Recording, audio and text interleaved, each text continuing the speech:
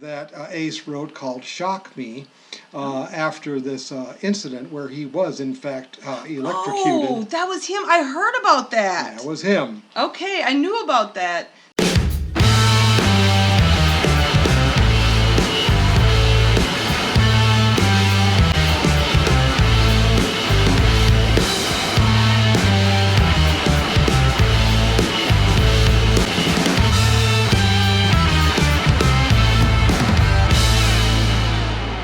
It's better than being a dumb one.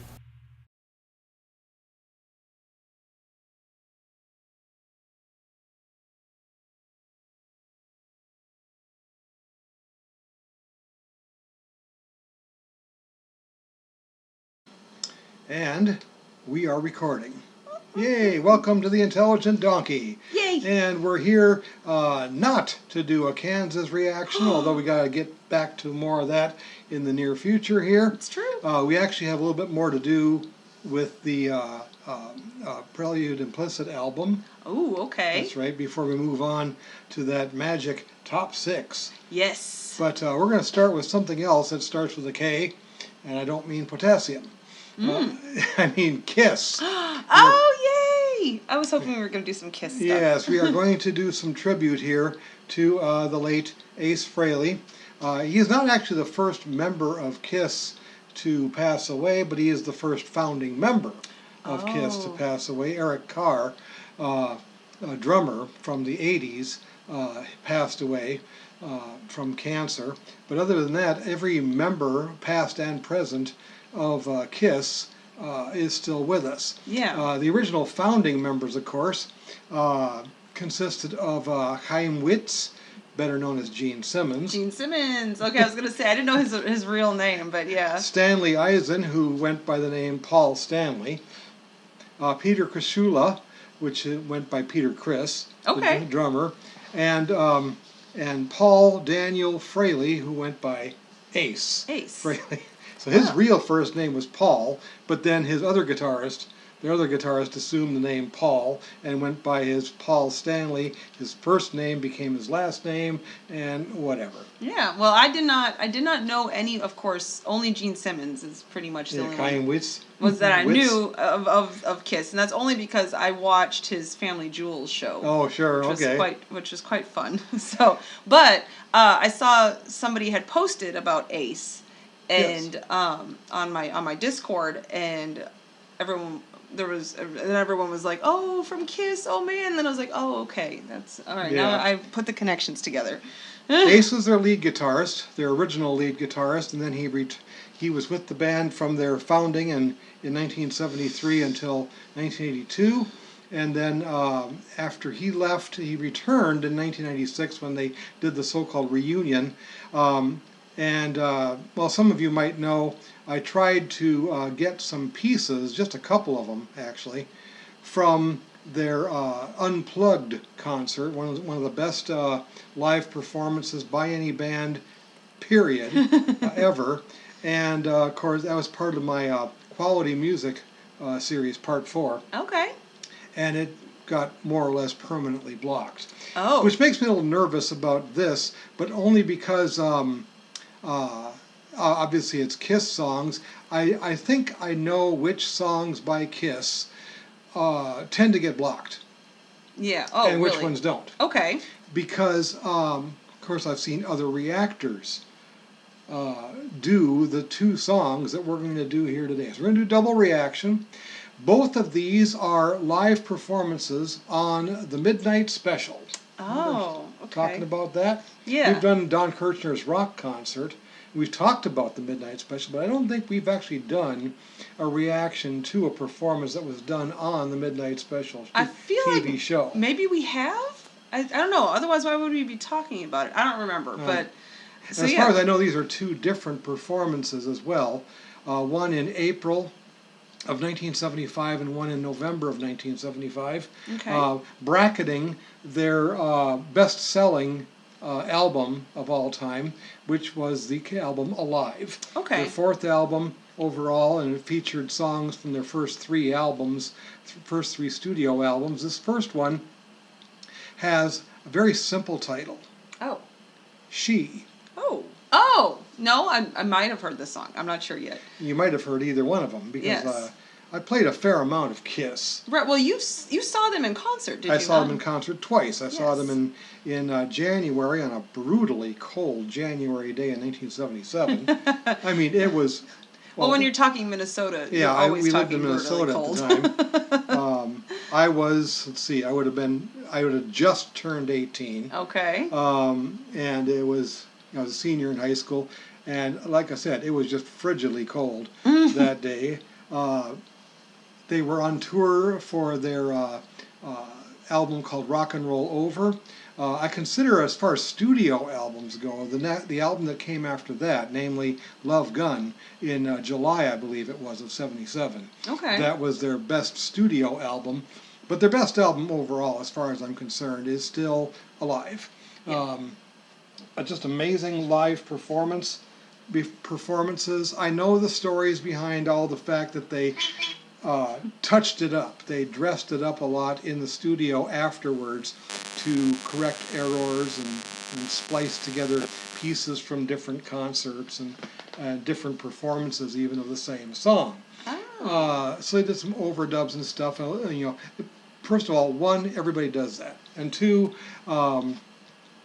maybe they did it more to a larger degree than what a lot of other people go on it.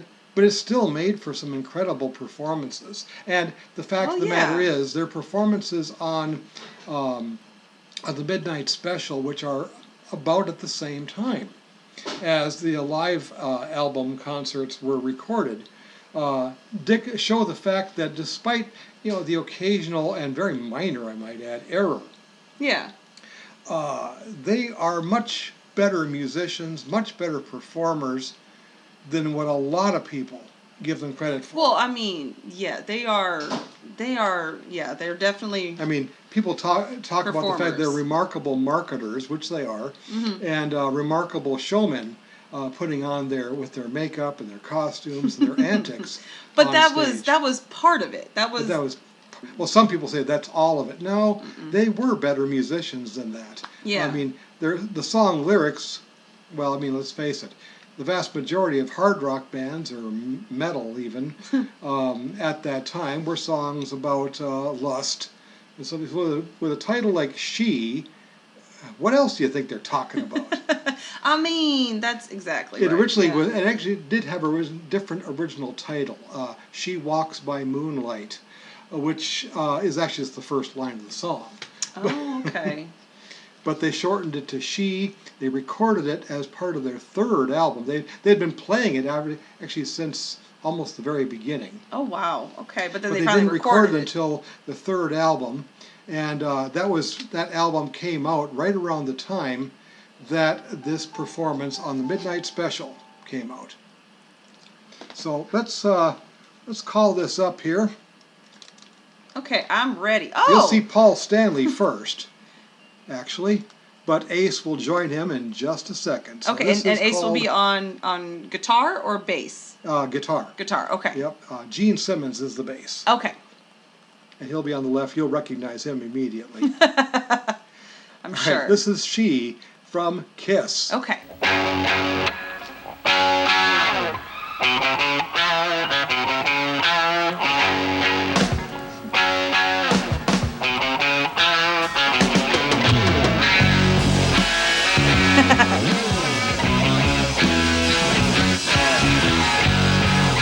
Love that sludge riff. Oh, yes. There's Gene. That's Gene. And there is Ace. Space Ace. That's Space Ace.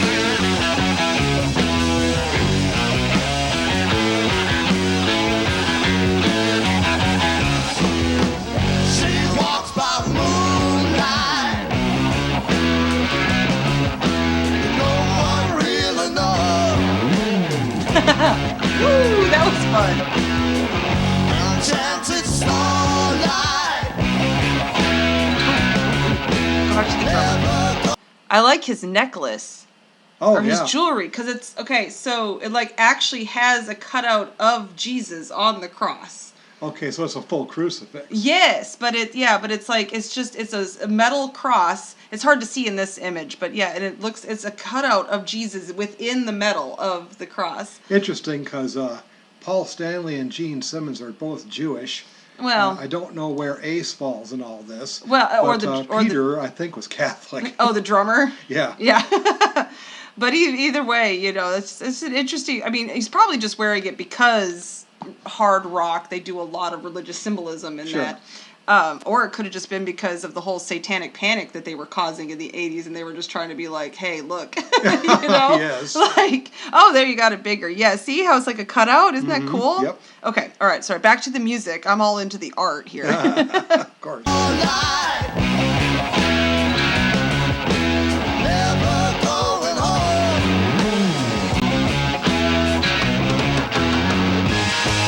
I know she's going down, blowing everybody. Oh, wow. She's so good.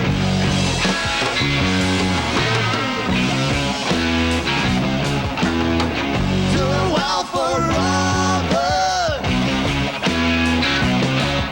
She doesn't really know. His makeup's all running everywhere. The power's all within her.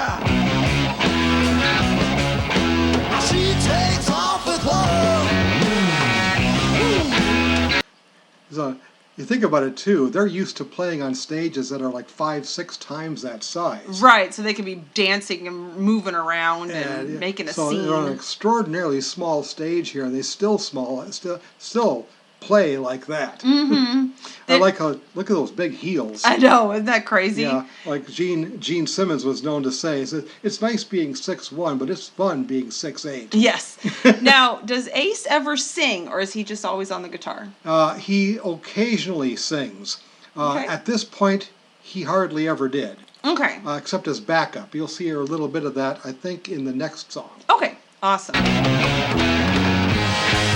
I know she's going down, blowing everybody. Oh, she's so good.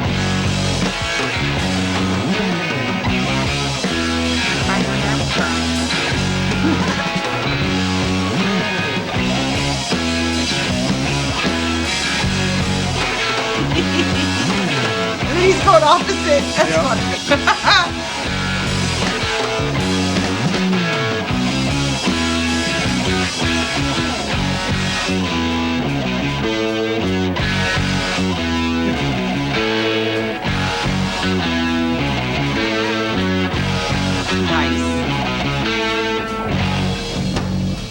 You think they'd be nervous with all that hairspray. Yeah. Fire. I'd be nervous just having that little bitty stage that they're on there at NBC Studios, having all the pyrotechnics. But wait till you see the second song. Oh, Lord. You mentioned about Ace singing. Ace is also a songwriter. He didn't write this song. This song was actually co-written with Gene Simmons and somebody outside of the band. Okay. But Ace wrote several songs. His best song that he wrote is one that keeps getting blocked. Oh, so we're not going to do that one. But it's all about the joys of an alcoholic beverage. It's called Cold Gin. Oh, nice. The rest of the band wanted him to actually sing it since he wrote it. Yeah. He said no, he was too nervous to sing it, so he turned it over to Gene. Gene sang it. What's funny about that is that Gene is a teetotaler. Well. He doesn't and never has drank. Well, yeah. But Ace, on the other hand, at this point in his life and career, he was practically a falling down drunk. Was probably inebriated on stage here at this point right here. Wow. Okay. Well, I mean, he's doing a really good job if he is. Oh yeah. But alcohol was his drug of choice. Yep. A lot of people. He was clean and sober for roughly the last 25 years. Oh, well, congratulations. Good job, Ace. But this is 50 years ago. Yeah. So back at the height of their career. Yeah.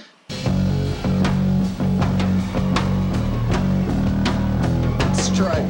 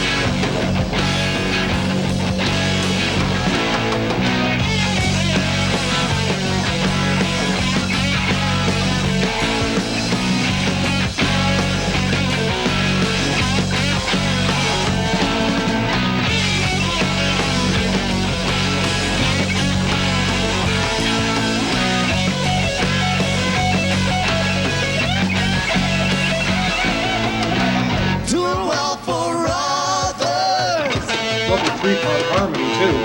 She doesn't really know. Oh, the drummer's singing. Okay. The power's all within her. She takes off the clothes. There we go.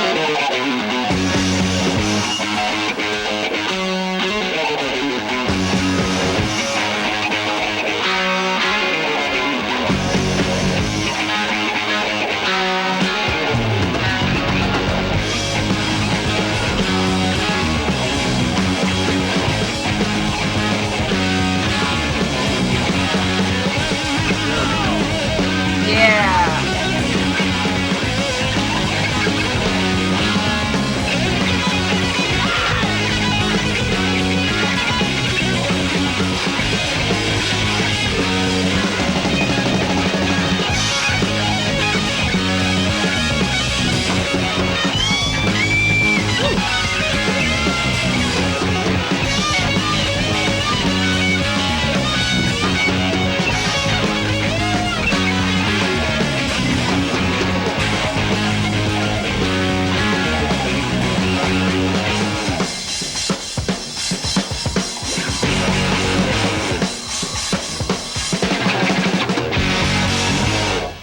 Nice. I know. Hold on. I'm gonna pause it before it keeps, because I know I'm not supposed to pause it in the middle of a solo. Right, but that's kind of a pause anyway. Yep. So, but I don't know if you noticed, but halfway through that, there was like a stage manager or somebody who had to sneak out because that cord was stuck and they were gonna almost tripped over it. So Yep. she had to get it. Oh, the glory days of all the chords that we had to deal with. Yes. I mean, it wasn't but 4 years after this that I was in the band that I was in college. Oh yeah. And we played on stages much smaller than that. We had 7 guys. Yeah. Oh my So we gosh. couldn't move around very much. But then again, we didn't have anywhere near that much amplifiers and Yep. and stuff like that. Oh my gosh. But yeah. So yeah, I just noticed that and I was like, ooh, ooh. Okay. All right. Yeah. Here we go. Are y'all ready? Yep. Finale.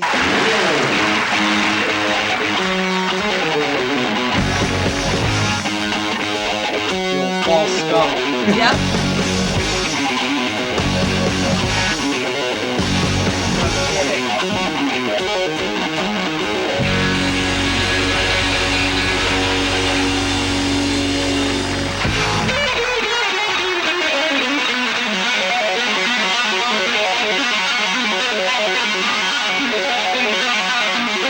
Wow. It was tapping 3 years before Eddie Van Halen. Yes.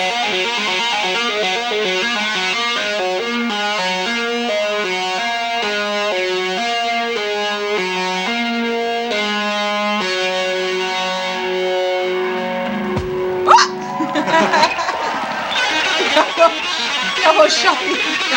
Whoops.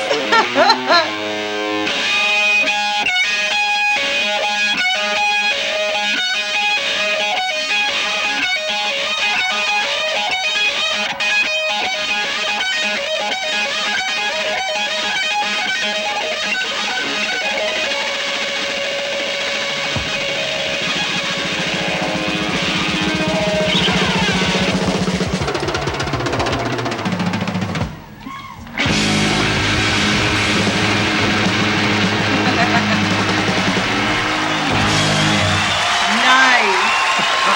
Really, really not half bad for possibly being drunk. Yes, indeed. Oh, wow. All right. That's just part 1 of what I wanted to show you. But Yeah. part 2 does not look very different, even though it was just, 5 months, 6 months later. Yeah. I should mention this about She was there, a big showcase for Ace to do his big solo guitar part, and they were still playing that in January of '77. That quickly changed after the Love Gun album came out in July of '77, because then it was replaced by a different tune that Ace wrote called Shock Me, after this incident where he was in fact electrocuted. Oh, that was him. I heard about that. That was him. Okay, I knew about that. They what was it? So there's a movie. What is that movie called? Oh my gosh, my brain. Oh, it's that movie where that kid like gets kidnapped by a rock band, and then he's not really kidnapped. It's kind of Almost Famous. Almost Famous, and in Almost Famous, they do something like that where he gets electrocuted on stage. Play on that very incident. Oh wow! He wrote a song about it. Not about the incident, but he, shock me, make me feel better. Yeah. All the every innuendo you can think of about plugging me in. Oh Lord. Yeah, about it. But imagine. Point is, he had on the studio version, he had an incredible guitar solo, and they decided to capitalize on that, rightfully so, and that became his showcase piece for as long as he was with the band. Then the rest of the way was "Shock Me" after that. So their set list obviously changed with new studio albums and so forth. This next song was also featured on the Alive album, and they did still play it in January of '77. So it's well after the Alive album. Year and a half. Right, yeah, but for a band, that's... yeah, with two other albums in between in 1976. Yep. But they were still playing the song Black Diamond, which was their showstopper, meaning it wasn't the very last piece they played, but it was the first piece they played before they would come back for encores. Oh, okay. This time here on the Midnight Special, it was just plain their last piece of the night. In fact, I think it was the last piece of the show. Because their Midnight Special, what they oftentimes did was, in fact, probably they always did, was have 4 or 5, or maybe even more, different acts. Oh, okay. It wasn't just a concert by one band like Don Kirshner's so it was a rock showcase. concert. It was a showcase for all sorts of bands. Many times they would play 2 or 3 songs altogether. The show, ran an hour and a half. So it started at midnight and went to 1:30? Yeah. And your mom let you stay up to watch this? Yes, I did. Well, she just asked, says, please just keep the volume down. Right there in the living room, which was, about roughly 30 feet from their bedroom. You know what's so funny about this is somebody in this room would never have been allowed to do that. About it. All right. Let me do some manipulating here. There it is. Hey, all right. Let's do this. Okay, we've got, again from the Midnight Special, only from November of 1975, we've got Black Diamond. This one was written by Paul Stanley. Okay.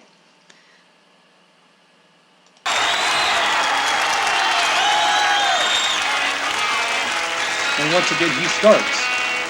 Yep.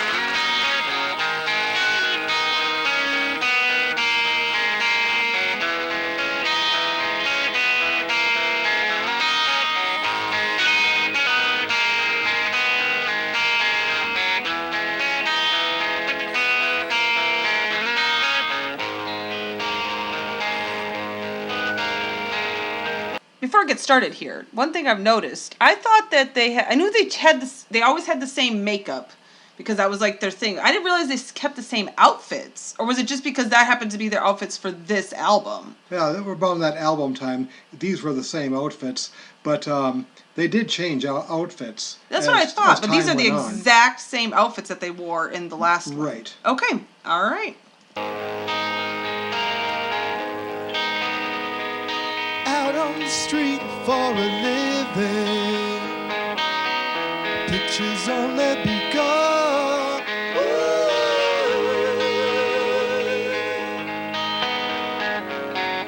Got you under their thumb.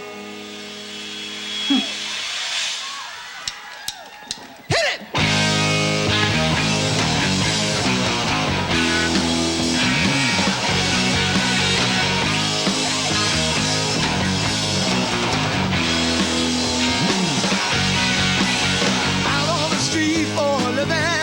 Singing. All right.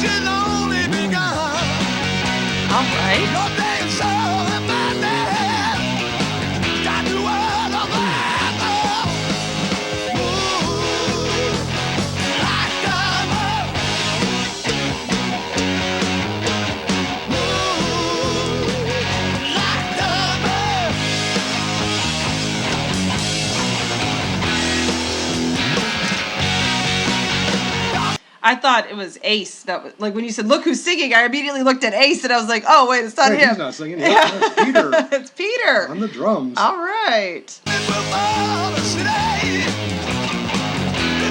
Follow you too. Although you don't act a bit there's nothing I got time to do.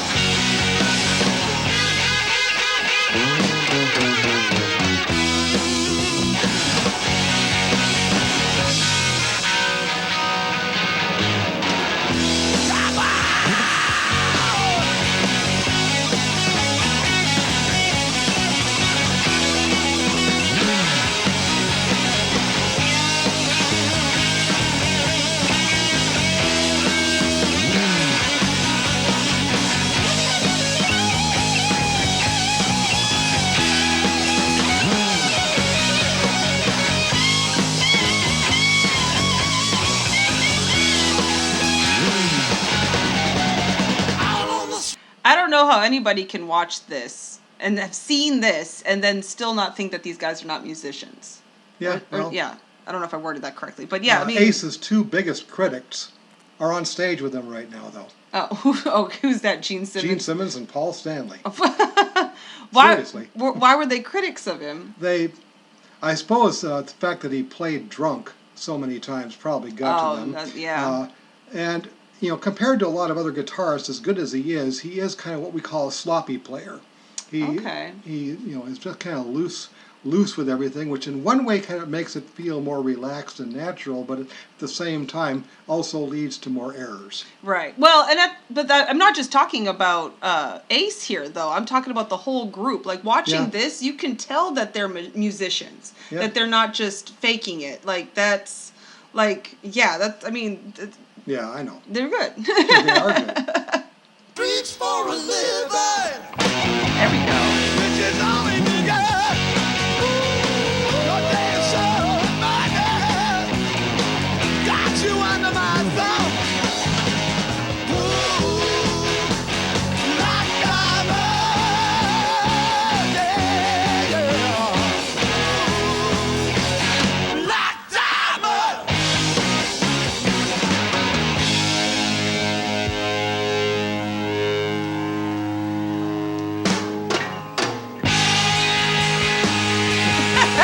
And they're doing it exactly like they did when I saw them. Nice.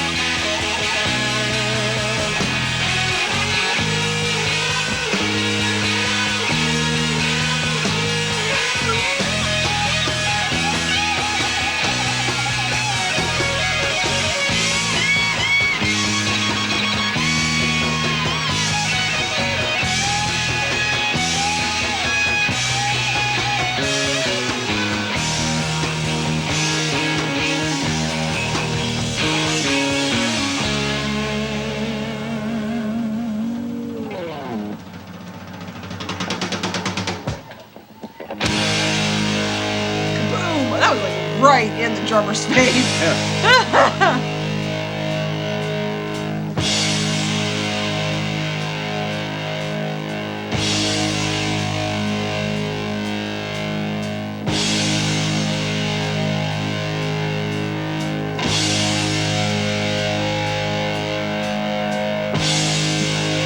Nice. Overdone on the fog. I mean, is that really that's not a thing. There's no such thing as too much fog. No. Especially when you're performers.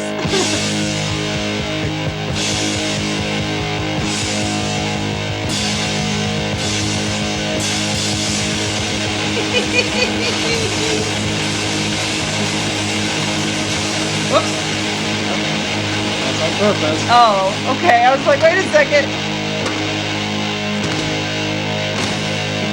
Holy guacamole. Just, you're supposed to destroy the guitar. Oh, you destroyed the guitar.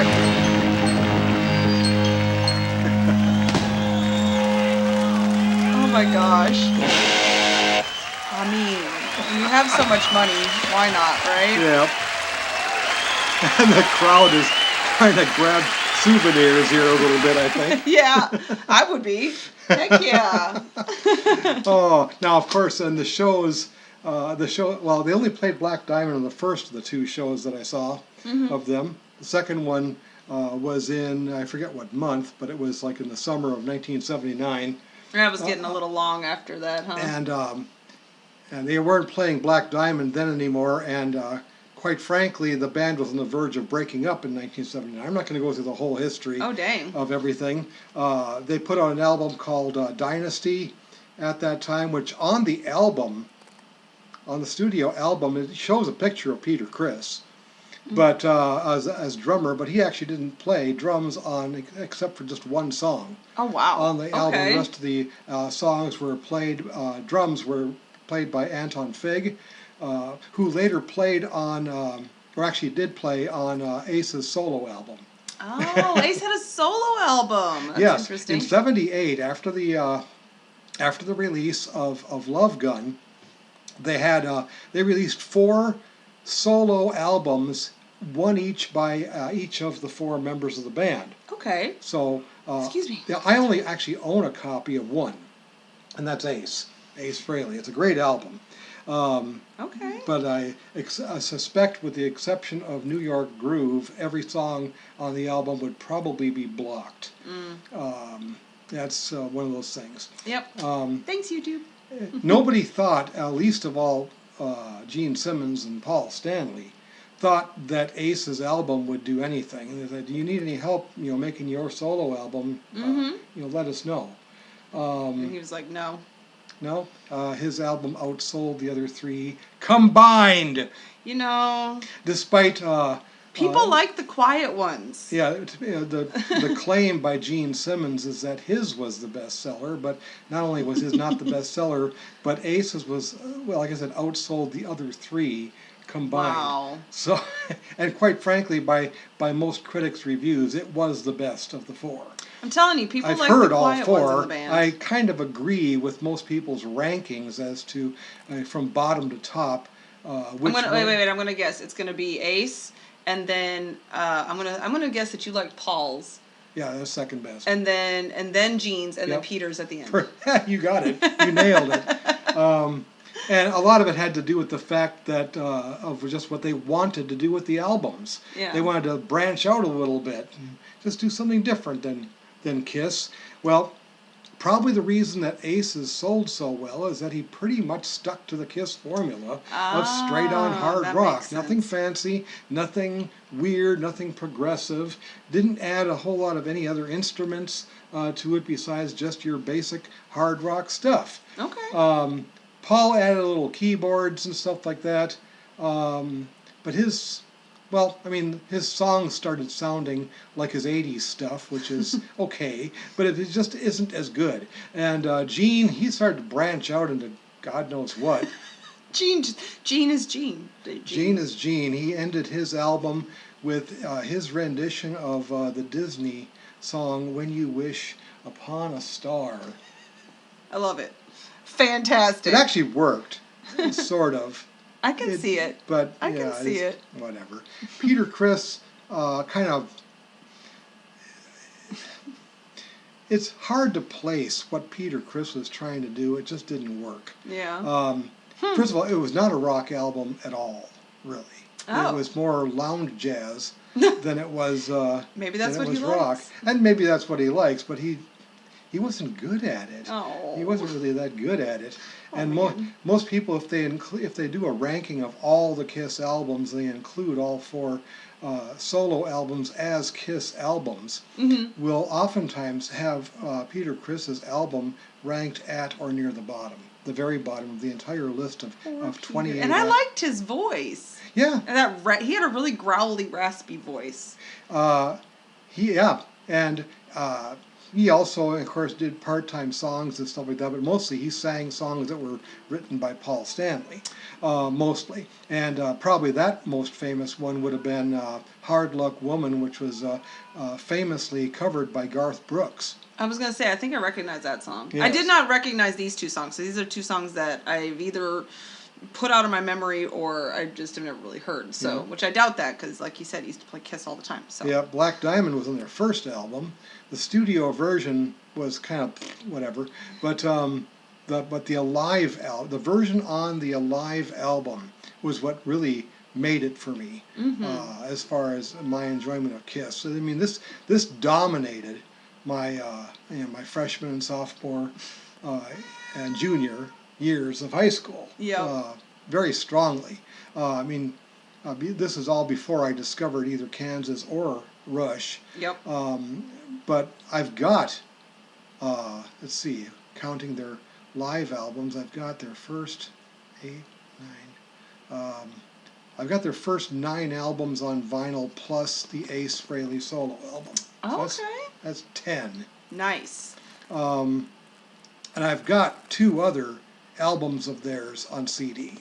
Okay. But one of those is a live album, of course. It's one of the greatest live albums of all time. It's called Kiss Unplugged. Kiss Unplugged. All right. It really does show off how well they perform, even with all the new members. And of course, that was also the reunion album because in the middle of their, well, about 2/3 of the way through their set, they dismiss their drummer and guitarist, or lead guitarist, Okay. to go off stage, and Paul Stanley announces that we've got a little a reunion, a little surprise for you. We've got a family reunion. Oh. With some other members of the family to show you. And in walk Peter Criss and Ace Frehley. Nice. That's awesome. And they whip out their acoustic guitars and they start playing some stuff here. But that's the thing too. Some of Ace's best songs that he sang are covers. Oh. Besides the ones he wrote, which are excellent, that I can't play on here. But like the very first song that he played when he came back on the Unplugged concert was 2000 Man. That was written by Mick Jagger and Keith Richards of the Rolling Stones. Richard's mom. Sorry. Of course, mind you, they rocked Freaky it up Friday. quite a bit compared to the original. But the point is that he sang 2000 Man. It's a great tune. On his solo album, from 1978 solo album, he did New York Groove, which actually became like a top 20 hit. Oh. Great tune. He didn't write it. It was, in fact, it was a cover from a band called Hello, who first did it in 1976, or something like that. And then later, he did an album. I think it was for his Frehley's Comet band. Nice name for a band. In 1987 or 88. Correct me if I'm wrong on that. I could look it up, of course, but I'm not going to right now. But he did a cover of Do Ya Want My Love? Oh, I know that one. Yeah, Okay. that's an ELO song. Nice. That's the Electric Light Orchestra, and he covered it, and it was great. So he covered ELO, he covered Hello, he covered just fun stuff. He covered the Stones, obviously. There we go. And of course, he did a lot of original tunes that were great as well. But I don't dare even play an excerpt from most of them, because good as they are, I'd love to have you react to a live performance of Cold Gin, because it's incredible. Maybe we could do something like that for your Patreon. Maybe we could. Maybe we could. But this is our tribute to Ace Frehley. He passed away at the age of 74. He had a head injury that at first was not thought to be serious enough to be lethal. See, I didn't know about all this. But it was one of those things where, like a lot of head injuries, there can be some hidden symptoms that show up later. It turns out he had a brain bleed, and that did him. Did it. And just when they thought, he would be, that they could actually help him, They had him on life support and everything, and no, he was just slipping away, and the family decided to Pull the plug. Essentially. Okay. So he passed away back on the 16th. You're seeing this on the 27th or thereabouts. Okay. All right. Well, rest in peace, Ace. And thank God it wasn't like alcohol poisoning or something like that. Thank God he got sober for 25 years. This has been a bad year for guitars. We lost Rick Derringer. Yeah. Earlier in the year, and we still have to do some more reactions to some of his stuff. Yeah. Oh yeah. Because one of his dominant years was 1976 as well, when he recorded with a band, a self-named band called Derringer. Oh yeah. Okay. But we're getting to the point where I have to look at the count of things. I think we're pretty much right up there with 2016 as far as a rock star bloodbath. It has not been a good year. Not been a good year.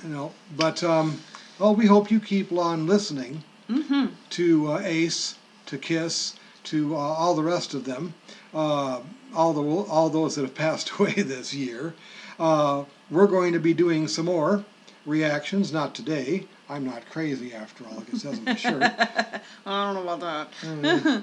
And apparently the cat is hungry, so.